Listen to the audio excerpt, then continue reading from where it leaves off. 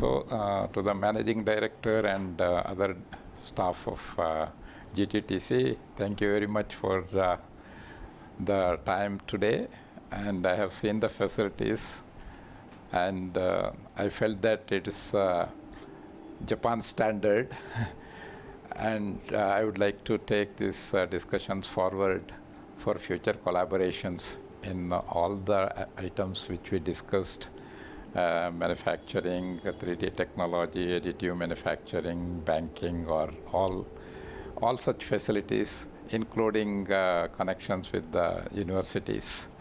And we will see today as a beginning, and we will take it forward, and we'll see a bright future among our three institutes, that Nikkei University, GTTC, and Japanese companies and universities. Thank you very much.